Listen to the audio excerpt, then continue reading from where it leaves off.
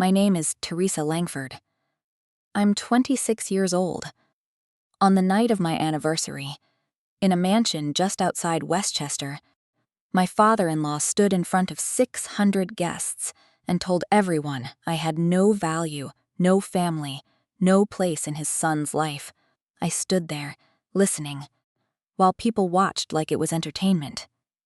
When I finally spoke up, when I told him he didn't have the right to talk about me like that, my husband didn't defend me. He stepped forward and struck me across the face, right there, in front of everyone. For a second, the entire room went silent. Then the laughter started. I could feel the heat on my skin, hear the whispers, see the way people looked at me like I was nothing. So I wiped my face, slowly, calmly, and I reached for my phone. I called one person. "Dad, please come." That was all I said. And when he walked in a few minutes later, everything changed. The same people who laughed at me stopped talking.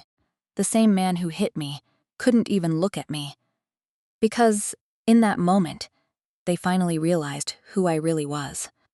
But before I tell you what happened next, I want to ask you something. Tell me what time it is where you are right now, and what city you're watching from, so I can see how far this story has reached. And if you haven't already, take a second to like this video, subscribe to the channel, and share your thoughts in the comments. Now, let me take you back to how all of this really began. Years before that night, Teresa Langford had already learned what it meant to be unwanted. She grew up in a house where silence was louder than words, where approval was given carefully and never to her. There was always someone better in the room, someone more worthy of attention, and that person was her older sister. Every achievement Teresa brought home was compared, measured, and quietly dismissed, while her sister's smallest success was celebrated like a victory. Over time, it stopped feeling like competition and started feeling like exclusion. Her father never raised his voice, never needed to. The way he looked past her, the way conversations ended the moment she spoke, said enough. Decisions were made without her. Plans were built around someone else, and slowly, she understood her place in that family was temporary, optional, almost invisible. Even at the dinner table, there was a pattern she could not ignore. Her sister seated close, included in discussions, while Teresa listened from the edges. Spoken to only when necessary. It didn't happen all at once. It was years of small moments, overlooked birthdays, quiet disappointments, and the constant reminder that she wasn't enough. Eventually, something inside her shifted. Not anger, not even sadness, but clarity. She stopped trying to earn something that was never going to be given. So one day, without a dramatic goodbye or confrontation, she left. No arguments, no explanations. Just a suitcase, a small amount of savings, and a decision that she would rather struggle alone than stay somewhere she didn't belong. 5 years passed like that. No calls, no visits, no attempts from her family to reach out. It was as if her absence made things easier for them, as if removing her solved a problem they never spoke about. Teresa didn't go back, and eventually, she stopped expecting anything from them at all. Life outside that house wasn't easy, but it was hers. She worked long hours, moved between small apartments, learned how to manage everything on her own. There was no safety net, no one to fall back on. But there was something she had never felt before. Control. Every decision she made, every step forward, belonged to her. That independence came with a cost. Trust didn't come naturally anymore. Letting someone in meant risking everything she had built, and she wasn't sure she could afford that again. so she kept her world small, predictable, and safe, thus focused on work, avoiding anything that felt uncertain. By the time she finally crossed paths with someone who would change everything, she had already convinced herself that she didn't need anyone. She had spent years proving she could stand on her own, years building a life that didn't depend on anyone else's approval.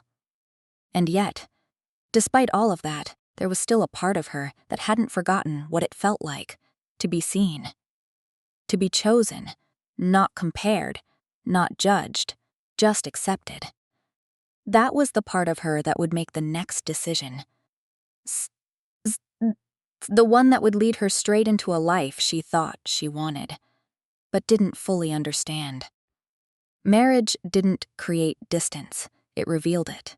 Teresa Langford entered Kevin Doyle's world expecting adjustment, not rejection, but the shift happened faster than she anticipated.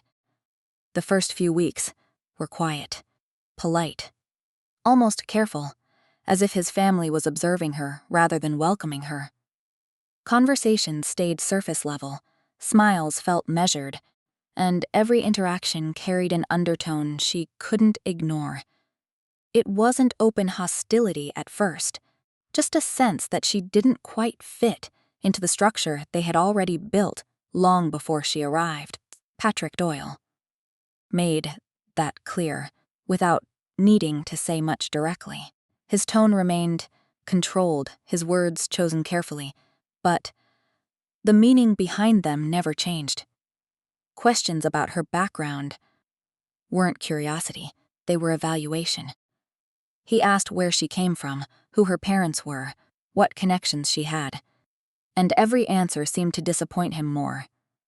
Teresa responded calmly, keeping her voice steady, offering only what she had already decided to share, nothing more.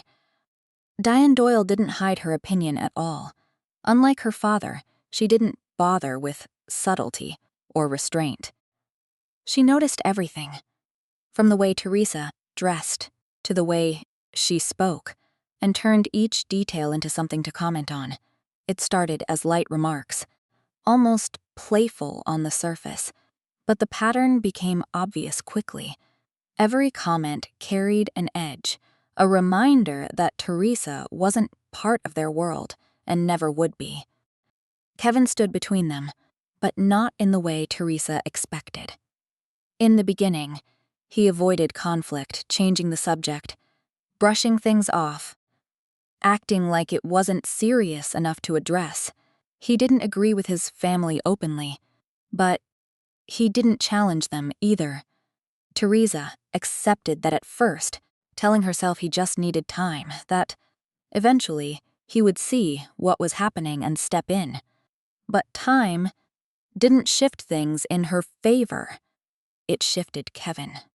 The more he was around them, the more his reactions changed. He's started responding to their comments with quiet smiles instead of discomfort, then with silence that felt heavier, and eventually with agreement that didn't sound hesitant anymore. It wasn't sudden, it was gradual, which made it harder to confront. Deanne played a role in that change, always present, always adding something at the right moment. She framed her remarks as concern for her brother, questioned Teresa's place in his life, suggested that he deserved someone who matched their standards. None of it was said directly to Teresa, but it didn't need to be. The message reached exactly where it was intended. There were moments when Teresa considered pushing back, saying something that would stop it. But every time she weighed that choice, she saw the outcome clearly. It would turn into conflict, into division, into something she wasn't sure Kevin would support her through. So, she chose patience instead, believing that consistency would matter more than confrontation. That belief started to weaken. The first time Kevin didn't stay neutral, it was a small moment, almost easy to miss, but it carried more weight than anything before it. A comment was made, sharper than usual, and instead of ignoring it, Kevin responded with a quiet agreement, as if the idea had already taken root in his mind. Teresa didn't react immediately. She held on to the moment, replayed it later, trying to understand whether it meant what it felt like, because if it did, then the space between them wasn't just influenced by his family anymore. It was becoming part of him. When the anniversary party was announced, Teresa Langford didn't question it. She saw it as a shift. The invitation wasn't small or private. It was elaborate, planned down to the smallest detail, hosted at a large estate just outside Westchester, where everything about it signaled status. The guest list alone made that clear. Hundreds of people, from business circles, social connections, and extended networks that mattered to the Doyle family. It wasn't just a celebration, it was a display. Diane Doyle was the one who introduced the idea, presenting it as something meaningful, something that would mark a new beginning. She spoke with confidence, outlining arrangements, mentioning names, describing how everything would come together perfectly. There was no hesitation in her tone, no room for doubt, and Patrick Doyle supported it immediately, treating the event like an opportunity rather than a simple anniversary. Kevin Doyle didn't oppose it. If anything, he seemed invested in making it happen. He talked about details Teresa hadn't expected him to care about: logistics, timing, coordination, all of it handled with a level of focus that felt unfamiliar. He involved himself in conversations with his family more than before, aligning with their decisions instead of standing apart from them. At the same time, something else changed. The tension that had been constant in the house seemed to fade, replaced by a version of politeness Teresa hadn't experienced before. Conversations became easier. Remarks stopped carrying the same sharp edge, and even Diane adjusted her tone, offering suggestions instead of criticism.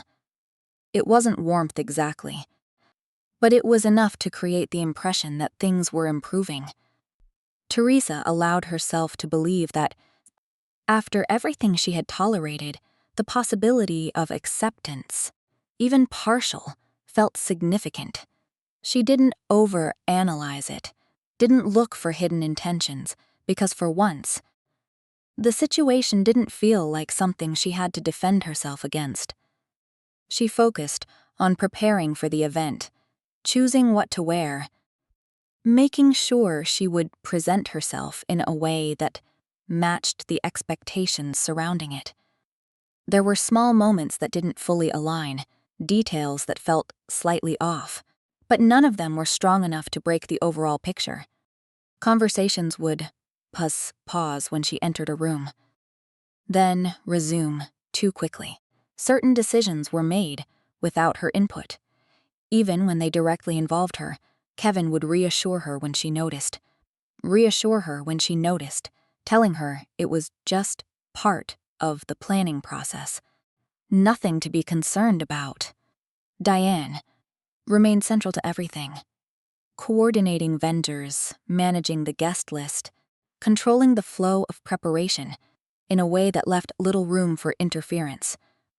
She maintained a composed demeanor, always organized, always precise, and never once did she allow Teresa to take control of any part of the event. It was subtle but consistent, reinforcing a boundary that hadn't been openly stated. As the day approached, the scale of the party became impossible to ignore. Everything about it suggested importance, not just to celebrate a marriage, but to present something to an audience that expected a certain image. Teresa stepped in to that expectation willingly, convinced that this was the moment where things would finally settle into place, where the distance she had felt for so long would close.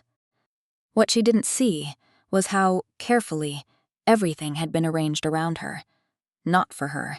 The night arrived, and everything was already in motion before Teresa Langford had time to process it.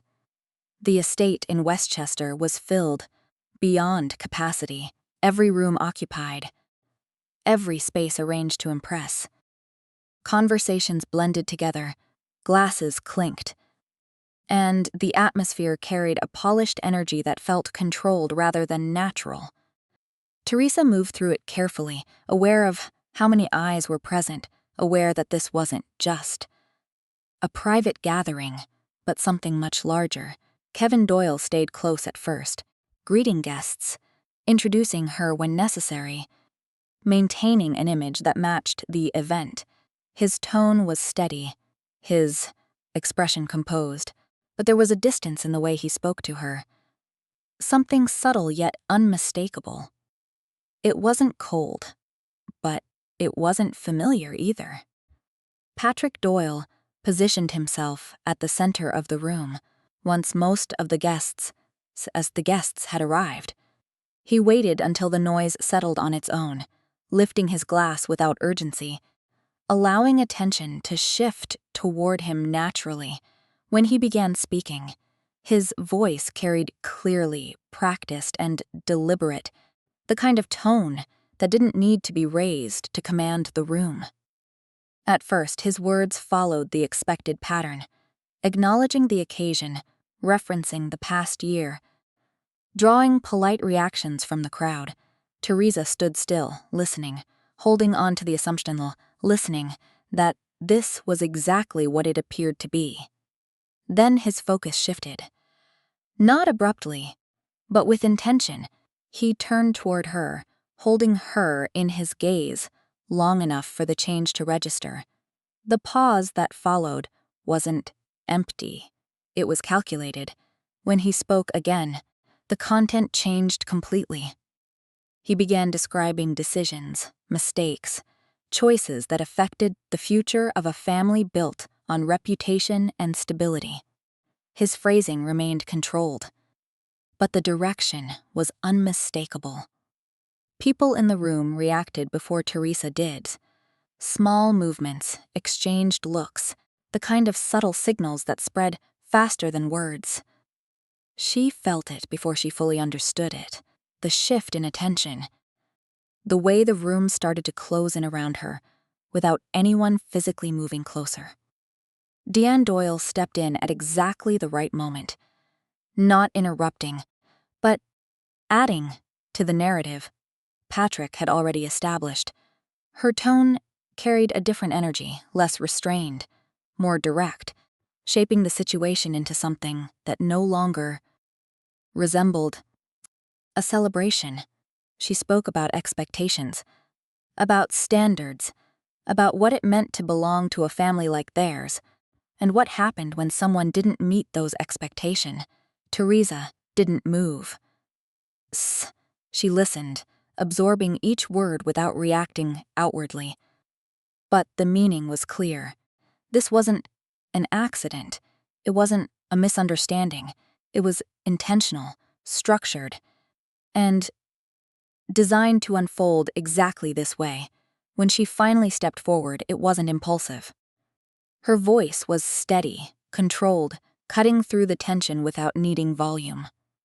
She addressed the situation directly, not with emotion, but with clarity, refusing to accept what was being said about her without response. The reaction came instantly.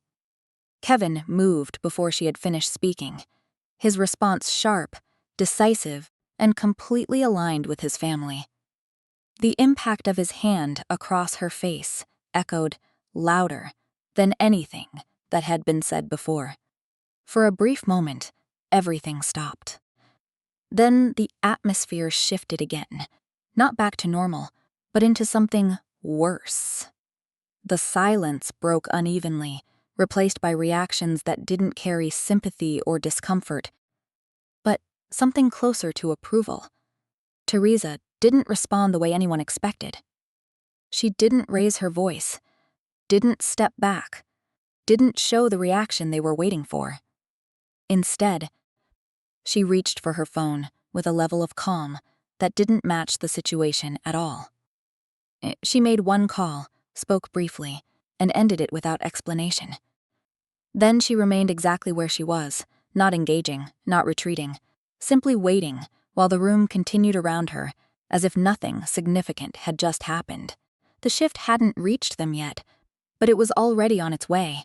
Minutes later, the atmosphere began to shift, in a way no one had anticipated.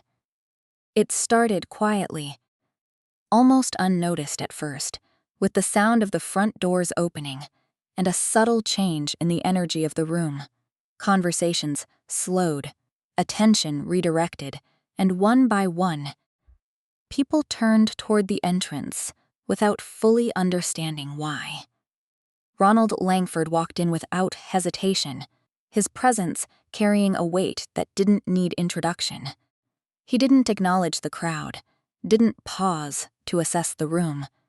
His focus was direct and unwavering. He moved forward with purpose, each step steady, controlled, and when his eyes found Teresa Langford, nothing else seemed to exist. The shift became immediate. Kevin Doyle was the first to react, recognition hitting before understanding. His posture changed, the confidence he had maintained throughout the night collapsing into something uncertain. He stepped back slightly, as if distance could change what he was seeing. Patrick Doyle followed, confusion replacing authority, trying to place a face he clearly knew, but hadn't expected to encounter here. Ronald stopped in front of Teresa, his attention narrowing to a single detail, the mark on her face. He didn't ask questions right away, didn't raise his voice, but the silence that followed was heavier than any reaction could have been. When he finally spoke, his tone remained controlled, but the intent behind it was unmistakable. He asked, who was responsible, not out of curiosity, but expectation. No one answered immediately. The room that had been filled with certainty moments earlier now felt unstable, as if every assumption it was built on had been removed. Patrick attempted to respond, framing the situation as something minor, something misunderstood, something but Ronald cut him off before he could finish, dismissing the explanation without interest. Then the truth surfaced, not through emotion, but through simple clarity. Teresa wasn't who they believed she was. The name they had overlooked, the background they had dismissed, all of it shifted in a single moment. Ronald stated it without hesitation, without emphasis, making it clear that everything connected to his empire carried her name, her authority, her ownership. The impact was immediate and visible. Kevin's reaction wasn't anger, it was realization. The kind that comes too late to change anything.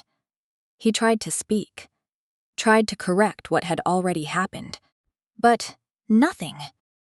He said, altered the position he held, the career he had built, all of it existed within a structure controlled by the man standing in front of him. Ronald didn't raise his voice or create a scene. He didn't need to. His words were precise, outlining consequences that were direct and unavoidable. Professional ties would be severed, positions would be reconsidered, and the damage done that night would not be ignored or minimized. Each statement landed with finality, leaving no space for negotiation. Teresa remained still through all of it, not reacting to the shift, not engaging with the panic that followed. When she finally spoke, her voice was steady, not driven by anger, but by certainty. She addressed Kevin directly, not questioning what had happened, not asking for explanation, simply stating that the moment had already defined everything that needed to be understood. There was no hesitation in her decision. She made it clear that there would be no attempt to repair what had been broken, no effort to revisit something that had revealed itself so clearly. The distance between them wasn't temporary, it was complete. She stepped away without waiting for a response, without looking back, moving through the same space that had been used to diminish her, now completely silent. No one followed, no one spoke, and the presence that had once controlled the room no longer held any authority. What remained wasn't regret or apology, but consequence. Kevin lost more than a position. He lost the illusion that his choices didn't carry weight. Patrick's influence diminished the moment his assumptions were proven wrong. Diane's control disappeared once the situation moved beyond her ability to shape it. Teresa didn't return to explain or justify anything. She left with a clarity she hadn't had before. Understanding that being chosen by someone else meant nothing if it required losing herself in the process. And in the end, the lesson wasn't about power or status, it was about recognition. The moment someone shows you exactly who they are, you don't wait for it to change. You decide whether you're willing to stay. Teresa chose to leave, not because she had somewhere better to go, but because she finally understood. She was never meant to stay where she was not respected.